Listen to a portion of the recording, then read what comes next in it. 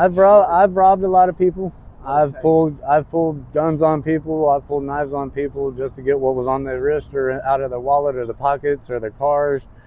I've robbed liquor stores. I've robbed stores. You know, I've been in jail. I've been in county jail 90 times, and I've been in prison once. You got out of your house at about 14 years old? 15. 15? Where did you go? What did you do? I went to Spalding Park in Muskogee, Oklahoma. I've got a scar right here, actually, from getting stabbed over a park bench. I'm not going to say the rest of that story, but yeah, I got stabbed over a park bench there. I've eaten out of dumpsters just because I went almost 2 weeks without eating, and it's just...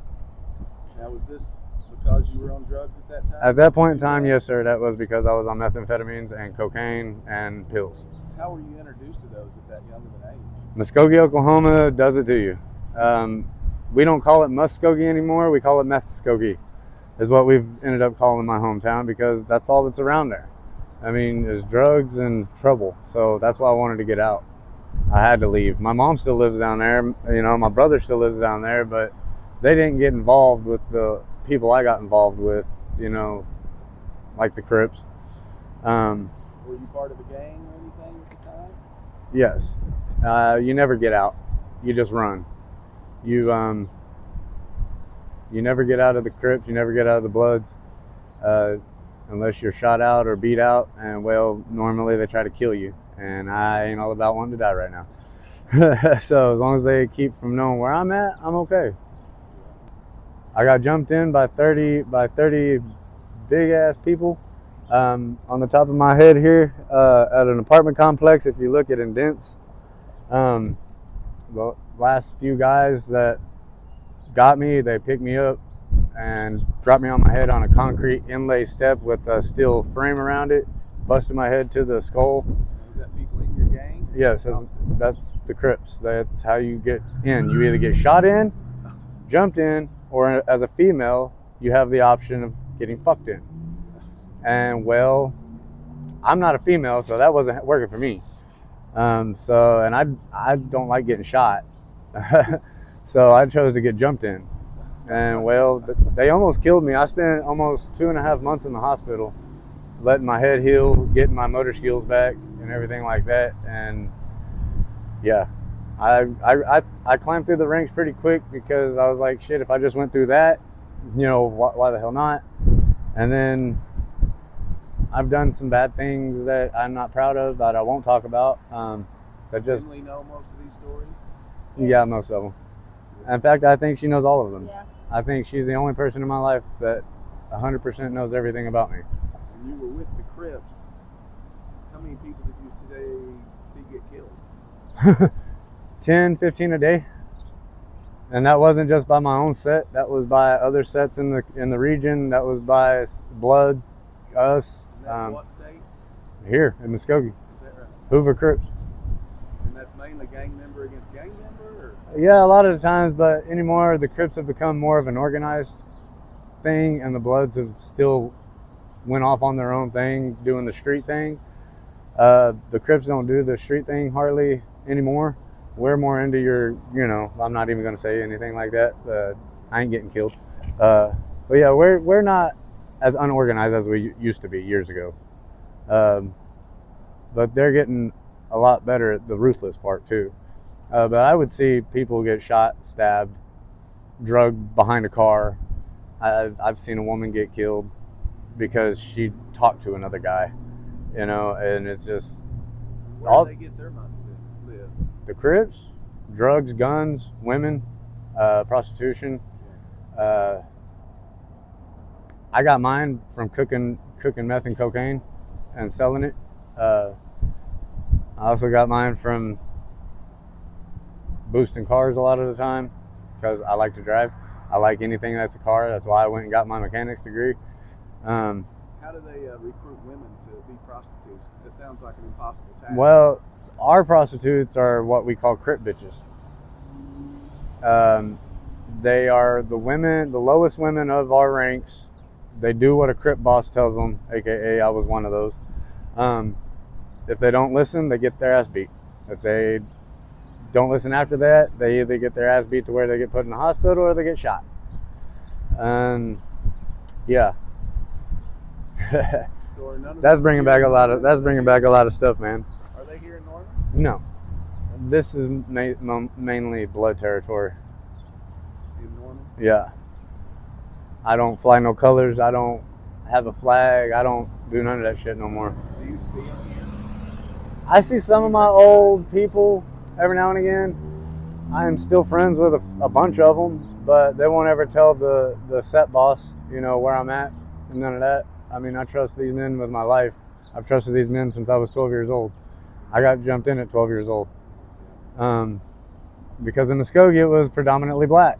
Being a white kid in a predominantly black town, you either got shot at and jumped every day, or you carried a 9mm and joined up with somebody. My favorite color at the time just happened to be blue. When you say somebody gets killed from the other gang, whichever gang it is, Yeah. do the cops really care, or are you just doing them a favor? No, they really just, honestly, the cops don't give a shit about none of us like that. If they find out it was a blood on Crip or Crip on blood or blood on blood, Crip on Crip, MS-13 on, it don't matter to them. We're killing ourselves off at that point. When my best friend, one of my best friends got shot on my couch, sitting right beside me, I called the ambulance and the cops and shit like that, told them what happened. Nobody ever showed up except the morgue. The coroner was the only person who showed up to take the body. They didn't give a shit. My house had fucking bullet holes through the damn wall, through the door, through the glass. I had to replace everything in the front half of my house at the time. It wasn't fun. I mean, now I've got my degree through HBI, which is the Home Builders Institute.